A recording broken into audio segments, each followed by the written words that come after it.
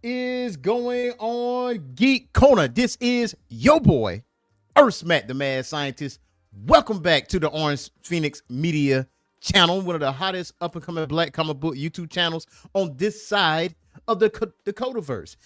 So today, we are on another edition of Saturday Morning Comics live. Man, we've been busy this week, yo.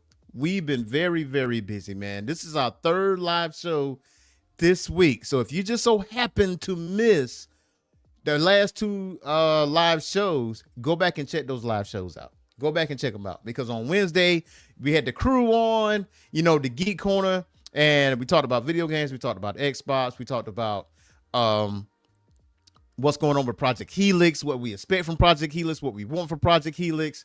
Is this going to be the death nail for Xbox if Project Helix fails? We talk about all those things. On Thursday, I had a very good friend of Jay Penumbra. Now, Jay Penumbra is one of the hosts of Comics Unmasked that's on a YouTube channel, and he's also have a separate YouTube channel called Jay Penumbra. Very, very good, very well-versed in comic book lore, and he's also the head of this movement called hashtag DC So White. So they have a whole website, and it's basically just putting DC on notice that it's been over 1,100 days since there's been a black character as a centerpiece of an ongoing mainline series in a comic, which is very, very alarming. But he did talk about that. He did expand on that. He had a lot of good information when it comes to sales and advertising. What can DC do? What can Marvel do, really, as well, as far as advertising their black characters that have been created over the years, and how you bring them to the forefront. Because I think we both were in agreement that both companies is a little behind the times when it comes to advertising. DC is making strides, because I've seen DC on wrestling aprons. I see it on the railings and all the other stuff. So they actually have been reaching out. So they actually have been advertising in one avenue. And one of the ideas that J. Penumbra has is that use content creators, like comic book content creators like myself, Blur Without Fear, Comics Unmasked, Dr. Kaori, Paint Riot, Comics Are Dope, Captain Diesel. Basically, all these content creators, you can really have us be the ones to be the one that advertise these books. So just an idea, just an idea. So we got a jam-packed show for you guys today for Saturday Morning Comics. I'm glad you guys are able to pull up. So as you can see on the thumbnail, I will be talking about Mr. Miracle. And there's one particular series of Mr. Miracle that Jay Penumbra actually put me on, because he talked about it on Threads. I'm like, yo, what is this Source of Freedom? And that is what I'm talking about. So I will be talking about Source of Freedom. And honestly and truly, that is the first Mr. Miracle book that I ever read. Like from start to finish. And I'm so happy that is my first Mr. Miracle story that I read, because I really do love that book. I finished reading it last night. I sent a message to Jay Penumbra. I said, yo, this Source of Freedom, man. Like, what is up with this, man? And he's like, yeah, I told you. It is very, very good. Very, very good. Now, if you're a newcomer to Saturday Morning Comics, do not forget to hit that like and subscribe button and that notification bell, because that lets me know that you guys bang with your boy. And when you click that notification bell, make sure you select all. That way you can be notified on all of our content, live or recorded, man. So before I jump into Mr. Miracle, I'm going to be talking about One Piece live action season 2. I'm going to be talking about, I went to the movies yesterday, and there's a special screening as of yesterday, this weekend, and next week. And because it's the 35th anniversary of Teenage Mutant Ninja Turtles 2, Secret of the Ooze. So I will be talking about my experience with that movie as well. But before we get into all that, I did go to the comic book store. I didn't go this week because it's been such a busy week, and I wanted to be back home on time to do the prep for my live shows I had this week. But the week before last, I did not give you the haul that I got. Didn't give you the haul.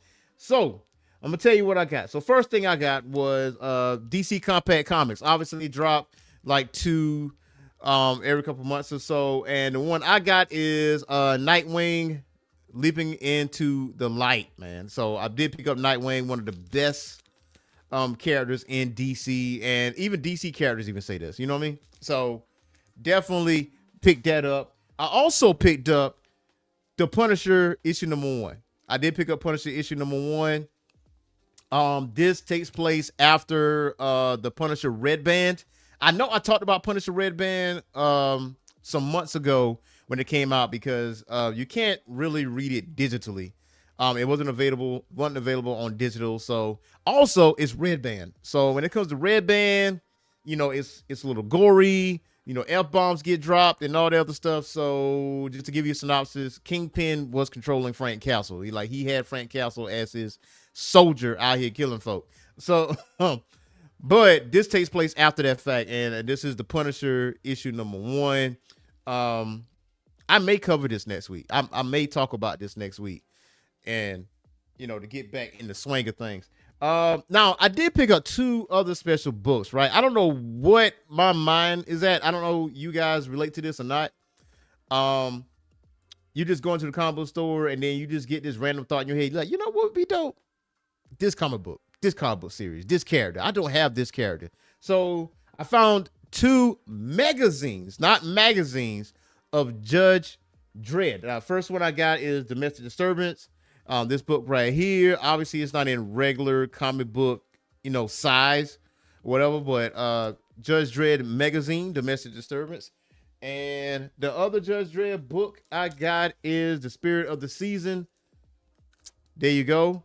Now this character should be recognizable because if you have watched the Dredd movie, not Judge Dredd, but Dredd movie, she's actually one of the main characters and a psychic and in the story. And one day I will talk about the comparison between Judge Dredd, the movies, like Judge Dredd with Sylvester Stallone and Dredd. And truth be told, I like them both. Don't shoot me. But either way. And the last but not least, it finally came in because it didn't come in the week of the release. It came out the next week. And what I'm talking about is the Dakota Incident. This is the foil cover featuring Rocket. Yeah, I had to get my hands on that. This was a pre-order too, by the way. So it came late. So I will be going back to the combo store soon as this show is over because I got to catch up. You know what I mean? Soon as this show is over because I'm looking for Comics the Magazine. There's actually a Comics magazine out, and I know one of my LCS do not have that book. They didn't even bother to order it. You know, there wasn't really a high demand for the book, you know, according to him. But I'll call another LCS in my area, and they have books, right? So I said, hey, can you put this on my pull list? He's like, yeah, if there's no other pre-orders, I would gladly put it in your bag. So I may have Comics the Magazine. And you know what would be good? I will cover Comics the Magazine next week. Like next Saturday, I will cover that just to give you an insight on that. Now some of you may not know. Depends on your age. We used to have a comic book magazine. It was called Wizard, and I remember having Wizard magazine, and I was like, man, maybe I'm too young to have this book because it showcased a lot of independent stuff. That is something I really noticed about Wizard during the time like of me growing up. I noticed a lot of Image comic stuff. I noticed a lot of Savage Dragon, Witchblade, Spawn. I seen a lot of that in Wizard, but it brought that to the forefront. Like there was a movement in the 90s that just was rebellious, you know, going against the grain, like not going against the status quo. And Wizard was really one of those books. Magazines. Image was definitely that company that went against the grain because it became number 2, and Image is is doing its thing. I mean, look at what's happening on TV. What has happened on TV? You got Invincible, you have Walking Dead, you have Fear of the Walking Dead, you got all this other stuff. So, Image Comics is cooking. Image Comics is cooking, man. It's something about indie comics. It's going to get on TV. It's going to get on TV, man. So, one thing I will be talking to you about is the indie comic of the week. And you know what? I was show prepping today, and I was trying to get my images and all that stuff up. So I'm going to pull that stuff up for you guys. And the indie comic book of the week is Midnight Tiger. And from Studio Sky Tiger, I read this book. I read issue number 1. I read the volume. It is really, really good. And I'm going to put this up for you.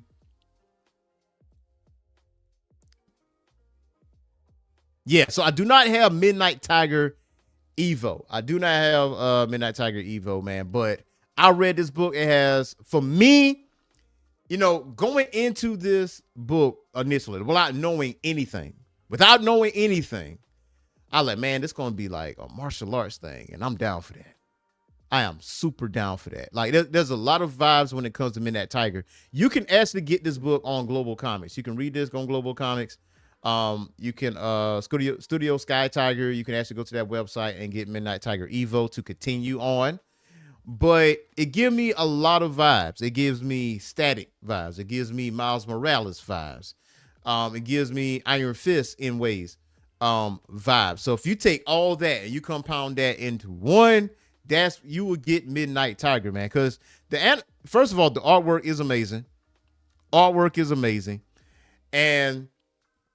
And obviously this character here is one of the main villains of the first volume. And I'm not going to tell you what led up to this, but I highly, highly recommend Midnight Tiger. And I actually had to read this a couple times. You know what I mean? Not because I didn't understand it. It's just because this book was really good, man. Like somebody got, I'm like, whoa, they pulled no punches on this, but it's an indie comic. You got that creative freedom. You can do what you want to do when it comes to creating your own artwork. And you know, the main character definitely has a couple of friends. Malcolm is one of his friends, and Malcolm joined the street gang, and there's some complications there. Like, he is at odds with Malcolm, and because of joining this gang, and they squashed it. And almost like the minute they squash it, something tragic happens. And I was like, yo, man, come on, man. It does tug at your heartstrings a little bit. But it kept me in the story. And, you know, with the main character, he's really jaded when it comes to heroes. Like, yes, he knows who the heroes are. But he's also of the mind that, okay, these heroes fly over. You know, they fly over town, they fly over cities, but they don't really come to my city. They don't really come to my city. And the little guy, the alleyways, the stores, the bodegas, all them other places, y'all don't be around here like that. So, yeah, I respect what y'all do, but y'all might want to come down here and check us out a little bit. And I mean, he does get what he asked for. He definitely gets what he asked for. But with the main character, he does stand up for what he believes in, and that leads to him becoming the Midnight Tiger. And very, very good story. I can't talk enough about it, to be honest with you, but really, really good story. Studio Sky Tiger, Midnight Tiger Origin, really good book. Highly, highly recommend. So the next thing we are going to talk about is Mr. Miracle, which is the main story. That is the main thing we're actually going to talk about is Mr. Miracle. And I don't know what's going on because I see it on my StreamYard that there's some lag here, and that's crazy. Because anytime we do lives, right? That's the thing about live shows. The thing about live shows is that all this stuff can happen all at once. As you know, you cooking. You know, when it comes to pre-recorded shows, stuff like that, nah. But either way it goes, we are talking about Mr. Miracle, the Source of Freedom. First thing I need to compliment is the art. Okay, the artwork is like amazing, like amazing art, yo. And I like that. That what immediately catches me because as a kid growing up in the '90s, artwork always stood out. What's on those covers always stood out, and that made you pick up the book. Like, this is Shiloh Norman, this is Mr. Miracle, but this takes place in a universe where it's called the Infinite Frontier. There was a part of a DC storyline, Infinite Frontier, where there's alternate worlds, and this world is not part of the main continuity. But with Shiloh Norman being Mr. Miracle, he takes the mantle of Mr. Miracle from a mentor of his that has since passed away. So his mentor is Thaddeus. Now, the thing is with this name of Thaddeus, and I'm gonna tell you, it says Thaddeus Brown, featured in this series, is portrayed as African American and as identified as Shiloh Norman's grandfather. Now, by contrast, the Prime Earth version of Thaddeus Brown, like his pre-Flashpoint counterpart, is Caucasian. So I'm gonna tell you right now. A white guy named Thaddeus Brown is wild work. Okay, is wild work. You know what I'm saying? Thaddeus Brown as a white guy is wild work, man. What's going on, Mr. Akubulan? But yeah, so that is what's going on with him. And the fact is definitely confirmed in his profile from the new Golden Age issue #1. In this alternate continuity, despite his heroism, Thaddeus Brown faced severe racial discrimination.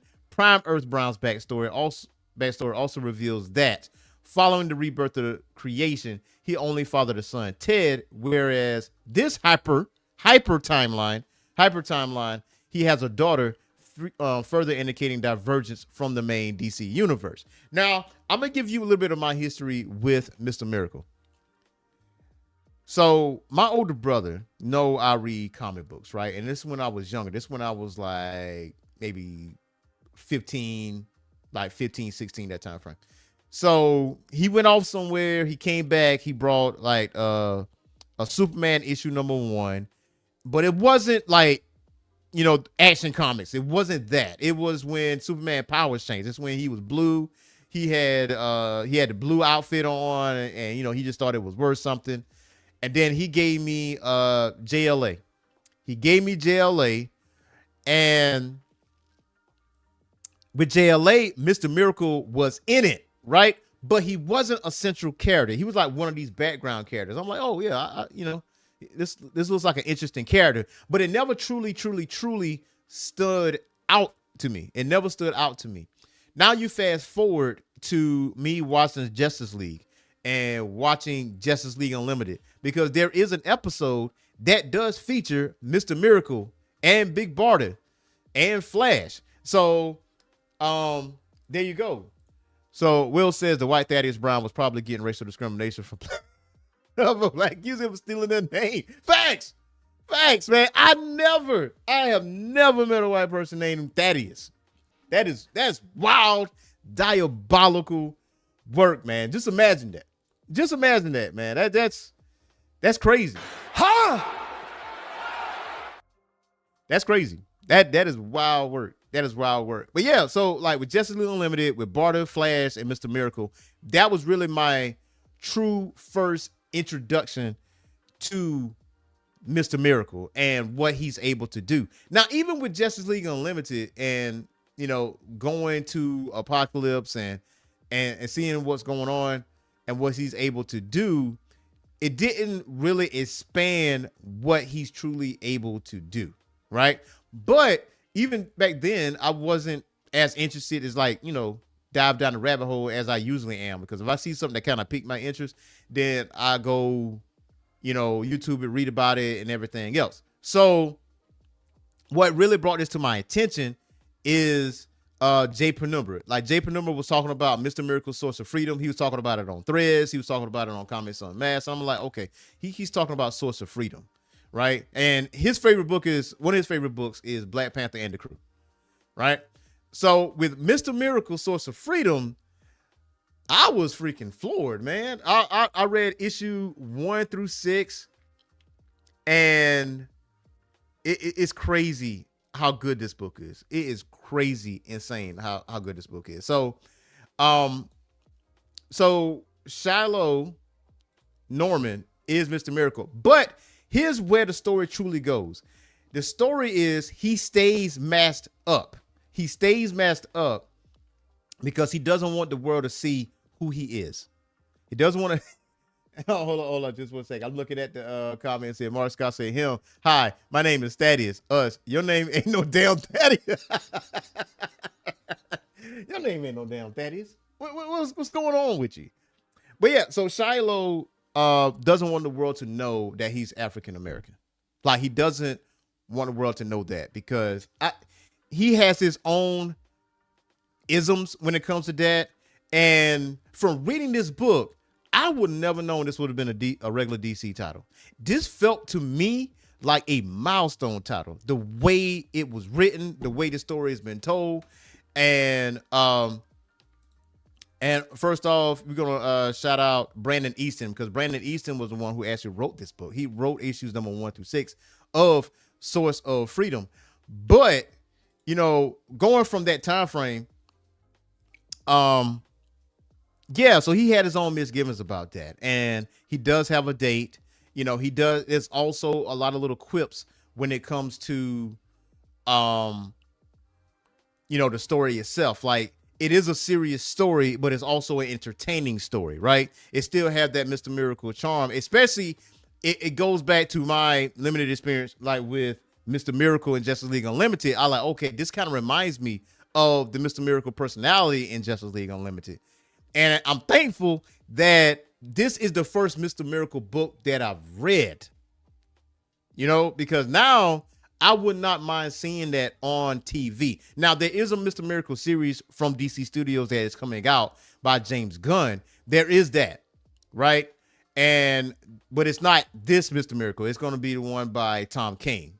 And you got to remember that Shiloh, this is from a hyper timeline. This is not from like the main continuity. However, I wouldn't mind seeing this. I would not mind seeing this. I don't know if there's a Mr. Miracle like comic book series going on right now. I don't think so, but I feel like this is a perfect opportunity to bring this in because you do have Orion, you do have Oberon. Barda is not in this story, right? Scott Free is not in this story because Thaddeus Brown is Shiloh's grandfather, right? I'm gonna leave it at that. And I know with this particular picture here, it's showing Oberon giving Shiloh like this urn that got the MM on it. And there's reasons behind that. So with the doubt that he has in the world, Thaddeus was Mr. Miracle, and he found the mother box at a young age. He found the mother box at a young age, where a point it was, racial discrimination was at its height. Right. And his grandma was about to get attacked by the KKK. He had a mother box, and the rest is history. and in private, he figured out how to use the mother box by practice and training and everything else. And then he presented himself to be on TV to bridge the gap between, two different cultures. And he was out here. And on top of all that, he was being a crime fighter too. So, I don't know what was going on with Shiloh. I can actually tell you what's going on with Shiloh, but I really don't want to. I want you to figure that out on your own. That's just me advertising the book to you guys.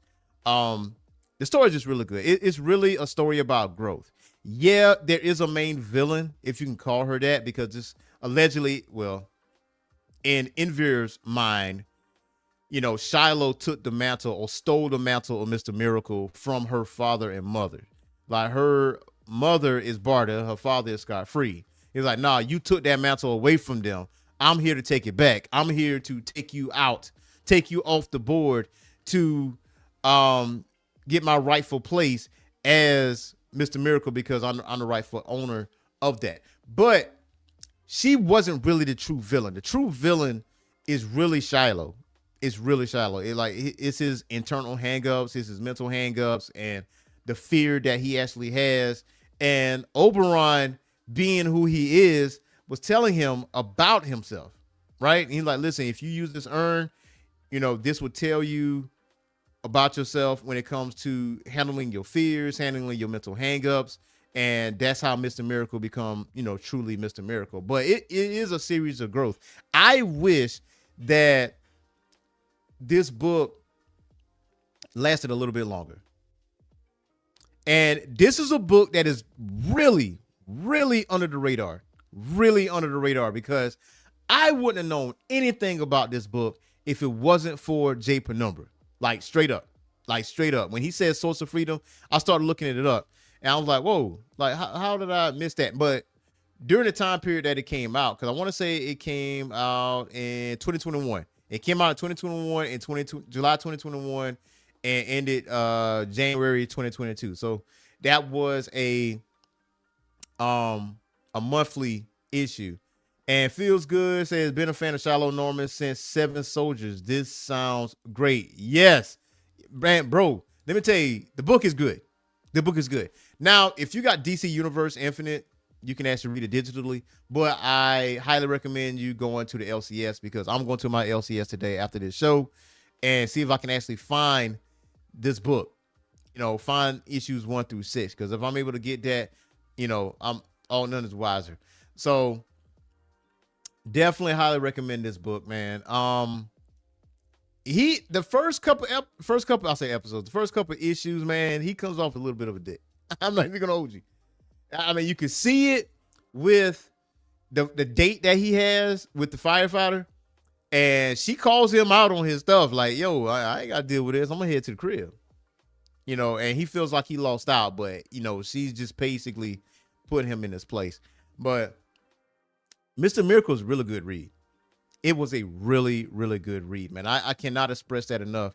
By Shallow Norman, Thaddeus, his parents, learning his history, what's really going on with Envir, what's really going on with Oberon. Orion's in there. You go to Apocalypse, but it's like a lesson within a fantastical story. That's what this is. That is the Source of Freedom.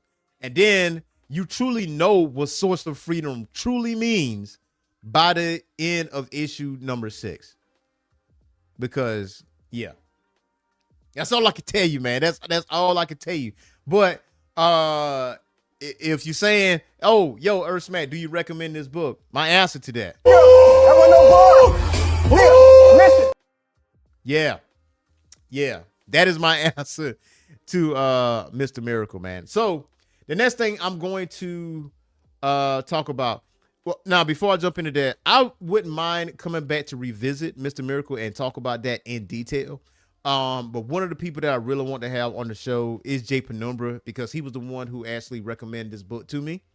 And reading it from cover to cover, issues 1 through 6, I know we can bounce stuff off of each other when it comes to this book and breaking this book down and what this book truly, truly means. So yeah, this will be a pin. Like we'll definitely pull a pin in this, but to see a black Mr. Miracle, it makes sense. Like it makes sense. Like Thaddeus Brown, it truly makes sense. But like I said, reading this book, issue 1 through 6, it felt like a milestone book, because just reading the book, I'm like, wow, they are not pulling punches on this. They're not pulling punches. Like when you deal with like racial discrimination and stuff like that, I'm like, wow, like bravo, DC, bravo. But like I said, this is part of the infinite frontier. Like this is like the hyper timeline, different timelines and stuff like that. So, I mean, DC got the power to actually just revamp Mr. Miracle altogether and, make him African American, technically. I mean, Thaddeus Brown, that should only go to a black guy. You know what I'm saying? That should only go to a black guy. That's a black name. That is a black name. Yeah, I've ever seen it. Like crazy work, man. Crazy work. Maybe that's the reason why I didn't start reading Mr. Miracle in the first place. Maybe that's probably the reason. Maybe that's why it was like, I didn't go back to read the original Mr. Miracles, because Thaddeus Brown was, that name goes to a Caucasian. That's crazy. That's crazy. But Either way, next thing we're gonna talk about is the One Piece live action, and I have a good bit to say about this show, and it's really how can I say this? I binge watched season 1. I binge watched season 2. Just finished season 2 yesterday. And I can tell you straight out, I really, really enjoyed this show. I really enjoyed this show. And there are going to be anime elitists. There are going to be manga elitists. There was like, yo, this is trash. This is hokey. This is blah, blah, blah, blah, blah. I will say this has been, outside of Rurouni Kenshin, I will say One Piece live action is the best live action adaptation of an anime I've seen thus far. Straight up. Because the people that are playing these characters, the actors are playing these characters, are fans of the anime, right? They are fans of the anime, and you can see them. You can see the anime characters come out of these live action characters. And also, I wouldn't crap on this show too much either, considering the fact that Goda is the one who's over this show. You know what I mean? So, and it's condensed. It's condensed into 8 episodes per season, because the first season had 8, second season had 8. You know, you covered the East Blue, you covered the Barati, you cover Mr. Akabalon, he says that Samurai Champloo live action is coming. You can easily do a live action Samurai Champloo, because it is not super over the top. It have hip hop feels and everything. Now, if you've never seen Samurai Champloo, you're doing yourself a disservice. Go watch that. If you've never seen Samurai Champloo. If you like Cowboy Bebop, you would definitely love Samurai Champloo, straight up and down on the reels. But either way, like One Piece, really good. Like going to Logtown, going to Drum Island, you know, all those things, right?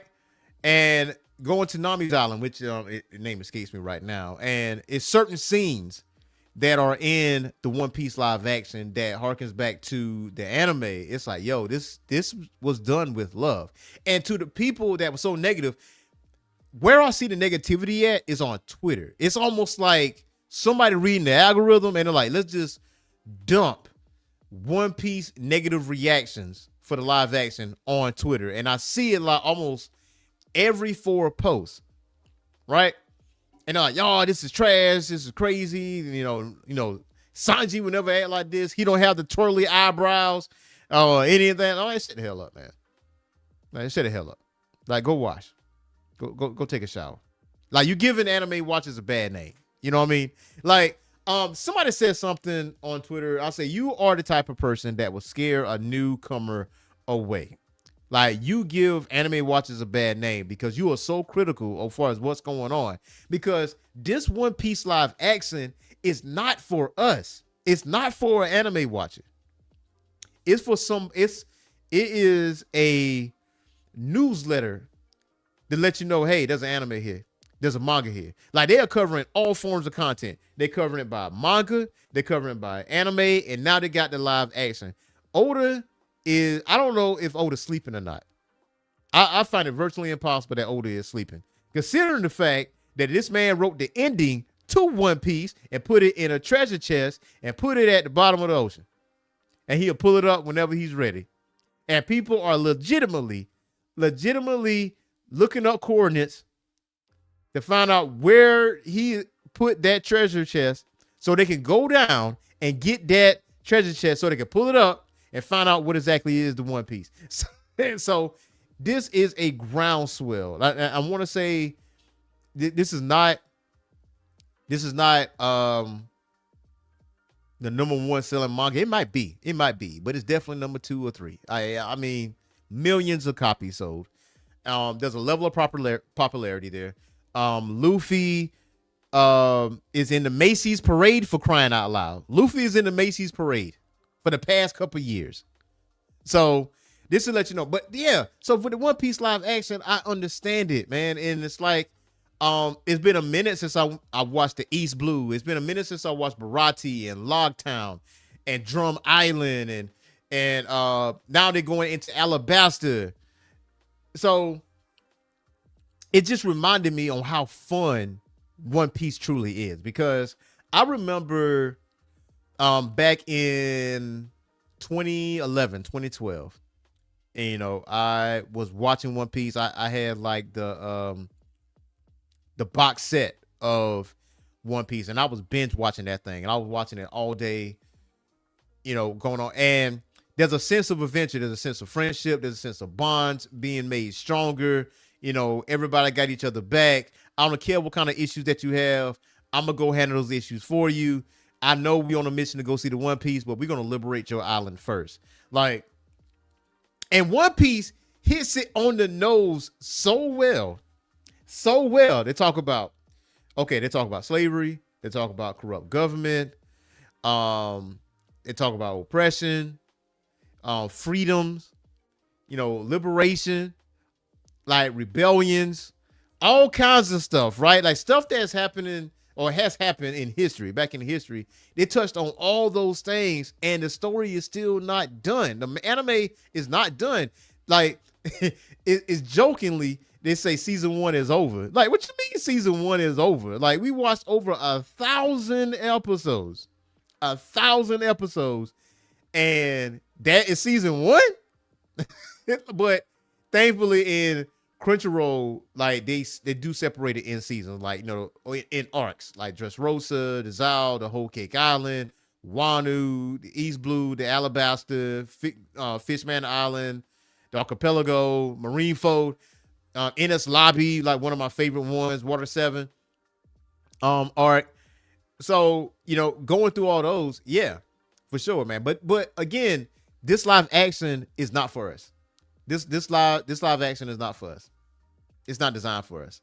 It's designed for someone that never seen One Piece and just a little bit interested in One Piece. And it could get so many stories in here, and it didn't really miss any stories. It hit really all the main points of a story. You know what I mean? And there was some people that was complaining about Brook. I got to pull that picture up. So Brook is known as the Soul King, and he is the musician on the ship of the Thousand Sunny, and he has I want to say the dead fruit, because he's a skull, he got the black afro and everything else, and he plays music. And I was like, it's some people that were legitimately upset that he was a black man. Let me tell you something. Hold up. If you think for a second that you're gonna put any other race as Soul King, keyword Soul King, as Brook, I mean, as Soul King, like, nah, that's crazy. That's crazy. That is wild work, man. That's just like that is. That is that is absolutely diabolical work, because there's no way you thought that was good. That was something you was gonna hang your hat on. There's no way you was gonna down that hill like, yeah, Brook is not supposed to be a black man. You crazy? You got to be bugging. There's no way. There's the people legitimately online bitching about Brook being a black guy. And like, hold on. So I'm gonna pull it up. I'm gonna pull up the picture of Brook, because if you haven't seen the live action of One Piece, that's Brook right there. If that ain't Brook, I don't know what is. If that's not Brook, I don't know what is, man. The way he smiles, the way he was laughing, the way he was playing his violin, like when Laboon in the water, man, everything hits. Everything hits, man. There's no other person playing Soul King but a black man. That's just what it is. That's just what it is, man. And you got an issue with that, man, you might want to check yourself into a mental hospital, because there's no way. There's absolutely no way anybody could think, yeah, he ain't supposed to be a black guy. That's just stupid. But that's Twitter, though. That's Twitter. Twitter's a cesspool of social media. But again, if you never seen One Piece, the live action, yeah. So what you need to know about One Piece, especially going in and I watched it, is that One Piece is a fantastical place. Okay, it's over the top when it comes to certain things, and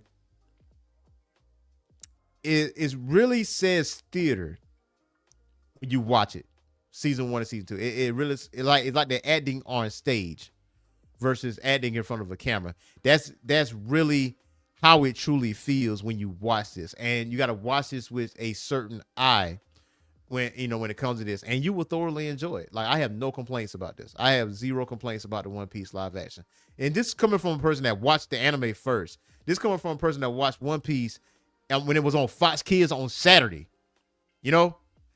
So then when it was heavily, and I mean heavily edited, you don't know what was going on, but and there's no way you're gonna do one episode a week of One Piece and think everything is cool, everything is Gucci. There's no way that would happen. No way that was even feasible to do.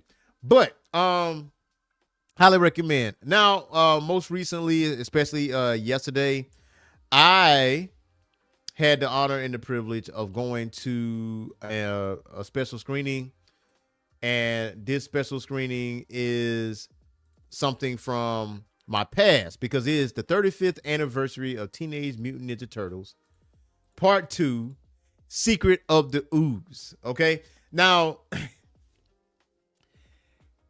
when I look at this cover, it gives me like core memories because I had that VHS tape.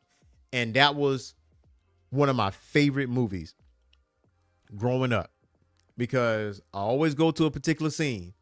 I always go to a scene where they went into the club and they started dancing and they started whooping everybody's ass. Yeah, that was like my favorite scene. The Vanilla Ice scene, the Go Ninja, Go Ninja, Go. Yeah, so for a very long time, this has been my favorite Ninja Turtles movie out of the trilogy. And I know Ninja Turtles 1 is the best one. I know that for a fact. But my favorite one is Ninja Turtles 2. And I'm going to tell you, I used to watch this movie so much, I know the runtime of this movie, 88 minutes. But that's how much I love this movie. Like, that's how much I love this movie. So this is the 35th anniversary of TMNT 2, Secret of the Ooze. They did the same thing last year where they played the movies in the movie theaters, and it's from Regal, and it's a Fathom event. So starting as of yesterday, over the weekend, and next week, this time around it's Part 2's turn to go at it. So went to go watch it yesterday in the movie theater.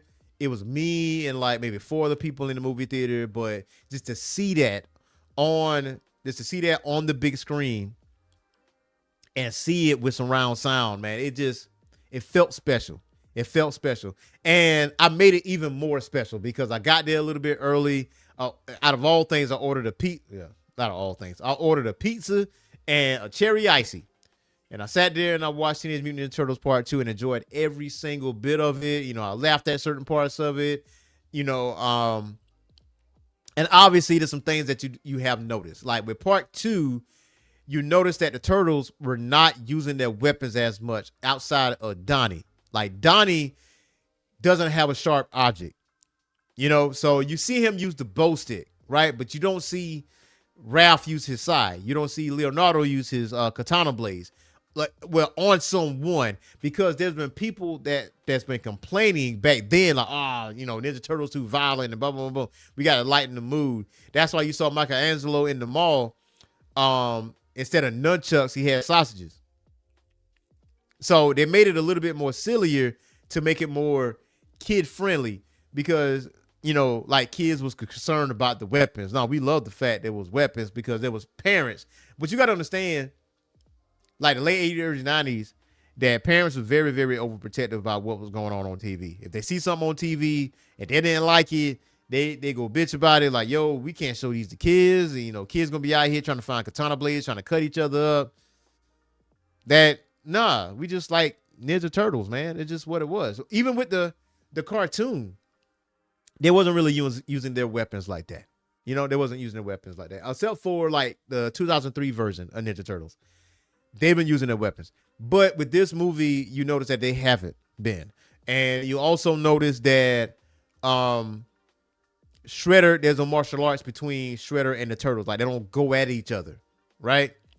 So it was more entertaining than anything, and it was just showing their martial arts skills. You could still see what they're able to do in the movie. It's just without them using weapons, because they wanted it to appeal to, I guess, a broader audience, because it was too dark. Just like the complaint with Batman 1989. Like with Batman 1989 and Batman Returns, there was parent complaints about, oh, it's too dark, it's too, it's too gritty and whatever. I'm like, well, that's Batman at its core. That's why you saw the imagery change with Batman Forever, because of parents complaining and bitching. But same rule applies to Teenage Mutant Ninja Turtles, from Teenage Mutant Ninja Turtles 1 to 2 and even 3. Like going over to 3. And, a lot of people say 3 is the worst one. It didn't feature Shredder or anybody else, but I'm going to that one. I'm definitely going to that anniversary whenever that comes out. But also the thing that kind of glaring is that instead of Bebop and Rocksteady, we got Toka and Razor. We got them. And that was supposed to be the Bebop and Rocksteady. I had no issues with it. As a kid, didn't know any better. Just thoroughly enjoyed it. But Teenage Mutant Ninja Turtles 2 is definitely my favorite Turtles movie out, the 3. But I will always rewatch the whole entire trilogy, because I do have the DVDs here downstairs. I do have that. And not ashamed to say it. Now, Will says, going to meet the cast of the original Turtles next week at Toronto Comic-Con. All 4 Turtle actors plus April and Shredder. Yeah, hey. Listen, go ahead and take you some, if you got the Ninja Turtle DVDs, go ahead and take them. Because they were at Raleigh GalaxyCon. Yeah, they was at Raleigh GalaxyCon. I was there for that. And all 4 Turtles was there. And I did meet Shredder as well. April wasn't there. Judith wasn't there.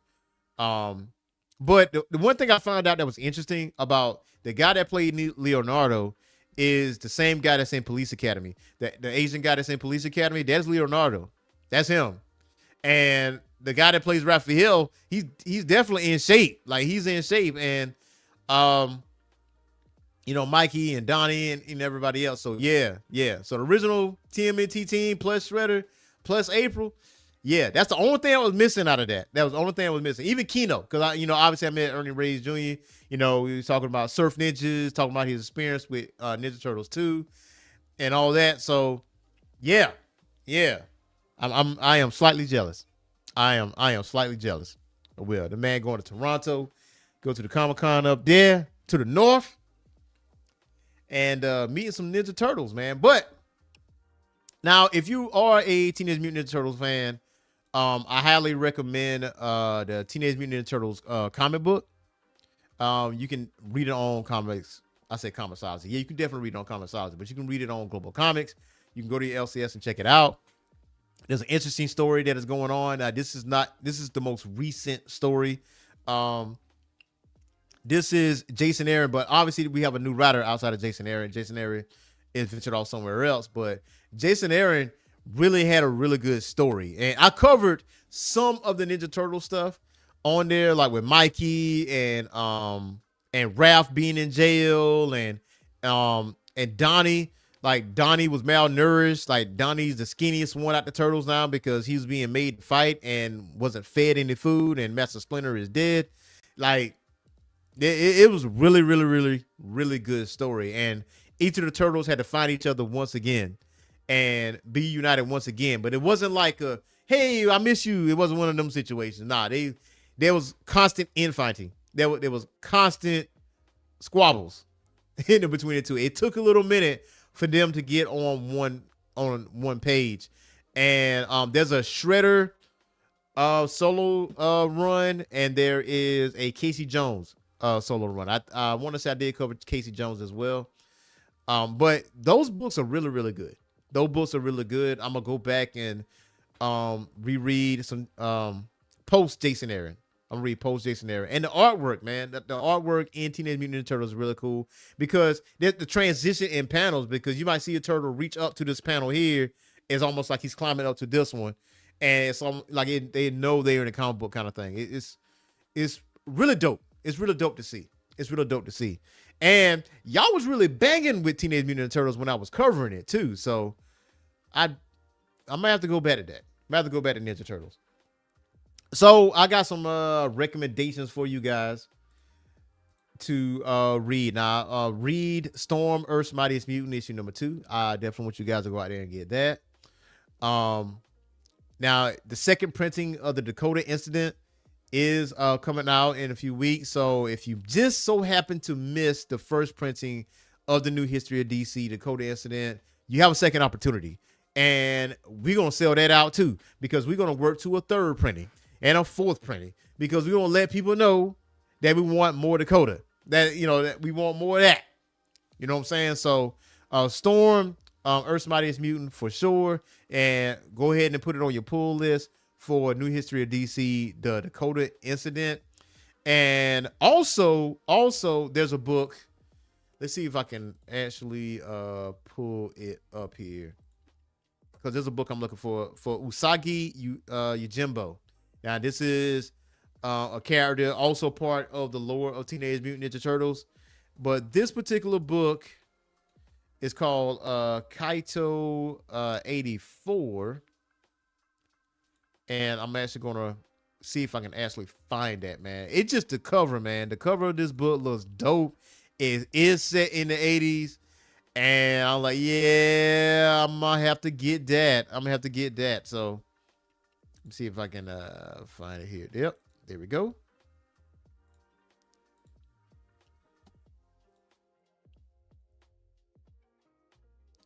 There we go. Kaito 84, man. Kaito 84. Definitely want to read that. That came out this week as well. So you definitely want to check that out. Definitely want to check that out. Like when it comes to Usagi Yojimbo, there's several books that's out there. There are several books that out there, like different timelines and stuff like that. Like Usagi is nothing to mess with. Like this rabbit can do work. This rabbit can do work. You know what I'm saying? So, and you've seen them in Teenage Mutant Ninja Turtles before. You seen them in Teenage Mutant Ninja Turtles. You seen them in when it comes down to the 80s, early 90s cartoon version, it expanded the world of Teenage Mutant Ninja Turtles to a point where you can tell several stories. So it's a credit to the original cartoons that we get so much of these stories being told through comic book content, because it's almost endless in ways. It's so many avenues you can go through. Like there's a mutant city now, right? Like mutants existing amongst humans is a thing, you know? So turtles being out in the open is not really an uncommon thing, considering the fact that there's a mutant city. There's people that are animals that are talking bipedal and, you know, contributing to society. So, I'm definitely going to be reading more of this. Kaito 84, I'm definitely have that on my pull list because I want to read this miniseries, because it's not an ongoing. It is a miniseries, and I just want to see what happens. The artwork looks amazing in this. So yes, Indie Comic of the Week, Midnight Tiger. Go ahead and check that out. Go to Global Comics. Go to Studio Sky Tiger, the website, to check out Midnight Tiger Evo. Go check that out. Mr. Miracle, Source of Freedom. Check that out as well. It's on the DC Universe Infinite app, but also go to your LCS and see if you can physically get this book. And you know what? Now, let me do you a favor. Let me see if it's on In Stock Trades. Let me see if it's on In Stock Trades, because I got a feeling maybe there is a trade. Matter of fact, there is a hardcover, ladies and gentlemen. There is a hardcover of that, and it is discounted. It is $14.99. This is it right here. Bam. Fico Ossio, Brandon Easton, $14.99, gives you everything. It says, now it's time to start showing the world what the Miracle Man can do, collecting the entire run of this miraculous series. So yes, you can get the whole thing hardcover. The story of Shiloh Norman. So yeah, So yeah, so if you don't just so happen not to see it at your LCS to get like the single issues, there's a hardcover of Mr. Miracle, The Source of Freedom. So highly recommend y'all getting that. Like in stock trades is really, really good. It give you discounts on trade paperbacks as well as hardcovers. And I'm not saying they have every single thing, but they have some things that you might want to look at in condensed form. And that's something that J Penumbra was talking about as far as like sales is concerned. Like I feel like these comic book companies, these especially the big two, should be tracking trade sales, trade paperback sales. They should notice the uptick in buying some of these books as a collective. Like maybe there's a certain interest in that. So like think about it for this. This is like different from comics, but Manifest, right? Manifest was canceled, right? Manifest gets on Netflix and everybody jumps on Manifest and it gets renewed. Like the same accounts for a little minute. Like, oh yeah, we're going to go to the final season. We're going to finish this thing out. This is what we're going to do. So, I mean, if you're all part of the big two, I would definitely be tracking those trade paperbacks, those hardcovers, the omnibus, all that stuff, just to see if there's an uptick in interest in those said characters. And maybe you need to, put that out there, So either way, so next week, we will be back. Another live show, Saturday morning comics. You ought to know, hit that like and subscribe button and that notification bell. Because when you hit that notification bell, make sure you select all in the drop-down menu. Because that way you get notified on all of our content live or recorded. And also this month, Orange Phoenix Magazine is returning. Orange Phoenix Magazine is returning. But this time, I'll let you know to our Patreon subscribers, this is going to be quarterly. It's going to be quarterly now. Okay? This is going to be quarterly. So keep your eye out for Orange Phoenix Magazine. And also, I am in the future definitely working on some newsletters for you guys, for the Patreon subscribers. And for our $15 tiers, you are now, I'm telling you this now, you're now guaranteed a free comic book from your boy. Go into my LCS, pick out some good books, you're going to get some stuff in the mail. You're going to get some stuff in the mail. Just let you know, man, so if you don't just so happen not to go by the comic book store, you ain't had time and then you wanted some good books to read, guess what? You're going to have some books in the mail, once a month. Get some good books in the mail. So again, hit that like and subscribe button and that notification bell. Oh, also game recommendation. I just recently bought Toxic Commando, John Carpenter's Toxic Commando. If you like Left 4 Dead, if you like zombie killing and stuff like that, and you want 4-player co-op and different, all those different things in between, for $40, you can get John Carpenter's Toxic Commando. Very good game. Crossplay. It's on Steam. It's on PS5. Should be on Xbox. Not 100% sure, but I'm almost certain it will be on. It is on Xbox. So played a little bit last night. Had a lot of fun playing it with the boys. So go check that out. So until next time, y'all. Peace.